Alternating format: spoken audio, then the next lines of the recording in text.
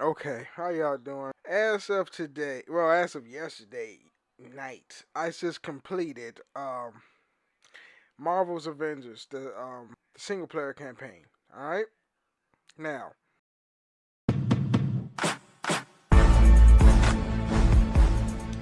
not by far the perfect game ever. There's no such thing as a perfect game, but I did run up into some glitches, even though they patched up some things. They patched up some things, people. Oh my god. Now, I enjoyed it. I enjoyed it for what it was. They at the beginning of the game, it was like if you played the beta, they kind of made you play the same thing of what happened during the beta, but they kind of cut out certain cutscenes and stuff, and they made that for the full version of the game. But I didn't really give a crap about me playing the same area all over again because I enjoyed the mechanics of the game, how you fight. You play with Thor and Iron Man and Black Widow and Hulk, and then all of a sudden you play as Miss Marvel and Hulk.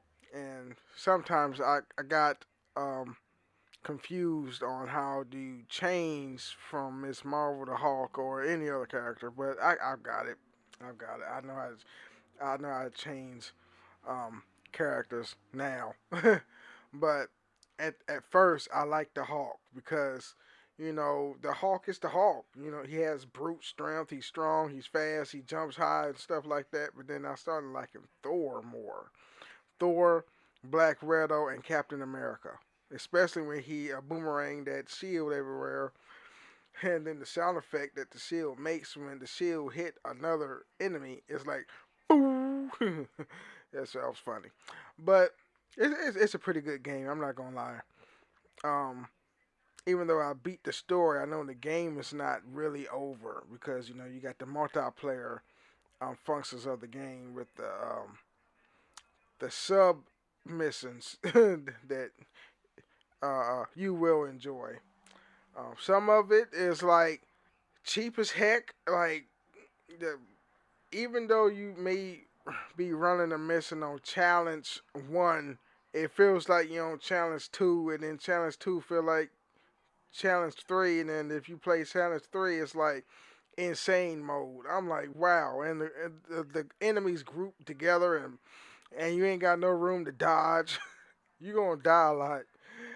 Oh man. But anyway, I mean, if you have any experience, excuse me, in that kind of combat, then I think you should do fine. I mean, if you're not used to it, then you are gonna be frustrated how much you're dying a lot. Anyway, the story of the game, I feel that the story was like any other Marvel Avengers MCU universe or what it gave you. You know what I'm saying? It's pretty much you watching a movie of the Avengers, and then later you're playing it. You know what I'm saying? It's like another Avengers movie, even though Iron Man is alive in this one. Cause that pissed me off when Iron Man died in Endgame. I was like, why Iron Man died? I was so mad that Iron Man died, and anyway, I'm sorry. That was the movie, not the game. Damn you, Robert Downey Jr. Sorry. um, oh man, it was awesome. Um, the game is the cutscenes was badass. We seen how Miss Marvel gets some sort of confidence. Her confidence level goes up and up in increments. And then at the end scene, she says she knew her worth, and then she says save the day. I was like, oh my gosh, it was awesome. It was awesome.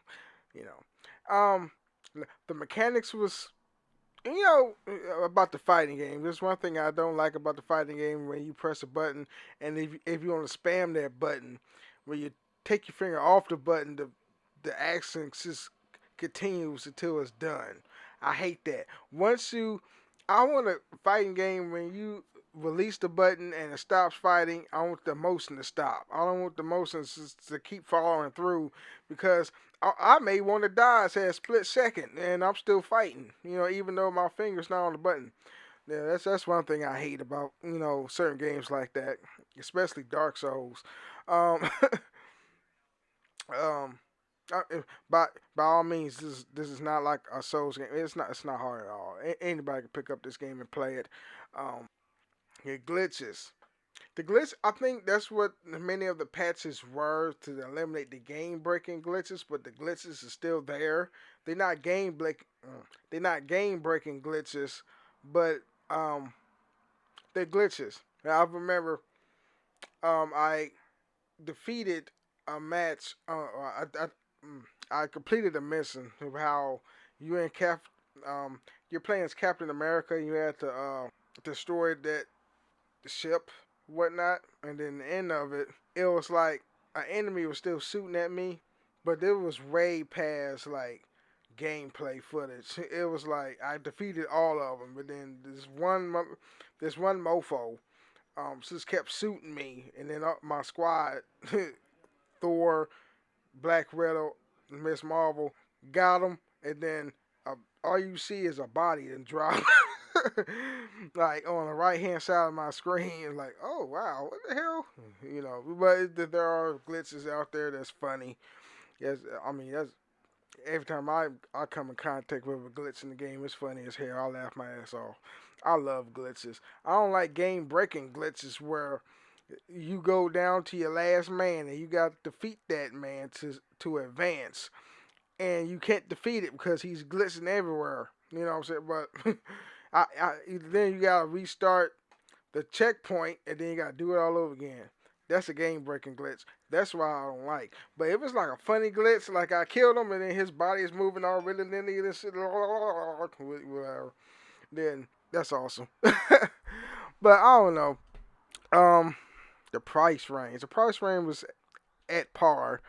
Um, it is what it is. You can buy the $60 version. I think I bought the $70 or the $80 version. It was like the last option, and it gave me all.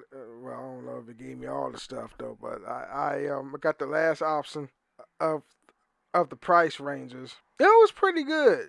Like the price ranges was pretty good. It wasn't like Ubisoft where let's say Valhalla, it's like the regular version is $60.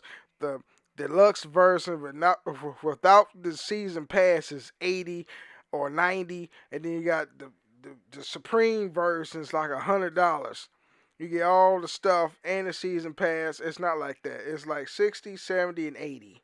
I think that's what I remember. That's how much it costs. 60, 70, and 80. Which is it's expensive, but it's not price gouging. You know what I'm saying? But it's not like how Ubisoft does it. Like with Watch Dogs, I think the regular edition is like $60 as always. Then it's 80 and 90 or 100, something like that. Ubisoft always do that stuff. I don't understand it. And these businesses. But when the PS5 comes out, we gotta get used to the $70 price tag. It ran up $10. $70. The PS5 game. 70. Well, I'm not troubled by that because I used to get the Digital Deluxe version, which cost to me $80. If I buy a AAA game, I'm usually spending $80. So I'm not really worried about the price because I'm used to it. But anybody who wants to bargain shop, like I say, you got a wife and some kids, and the monetary value balances off. You want to take care of your kids, or you want to buy a game. So many people that have families or just want to bargain shop, they usually get the discounts on the PlayStation Store, and it's awesome. You can buy you can buy a good game that's like probably 10, 20 bucks, 40 bucks. My co-host Reggie on my podcast, he would never pre-order a game. He would never buy the games new at full price, like $60 or 80. He finds bargains, and that's a smart way though. He also got me doing that too, because it's been a while. Well, since I'm usually buying cheap games, but it's been a while. I think the last game I bought full price was I bought so many pre-orders. I think I bought like 4 games pre-order. I bought a game that was like at least $60, $80. That's only 4 games, but the rest of my arsenal in my game is like probably 40, 30, $20, 15, 5. You know what I'm saying? Anything to make you save money, because yeah, I gotta be smart with my buying, you know. Anyway, the price range is good, the graphics is good, even on my 4K TV right here, it's pretty good, and the story is good. It's the average Avengers story. It's nothing special. So anyway, that's it. That's my review on the single player aspect of the game of Marvel's Avengers. I played it on my PS4 and I had a good time. This game is really short. It's like 5 hours long, and I'm satisfied with it. Anyway, peace out.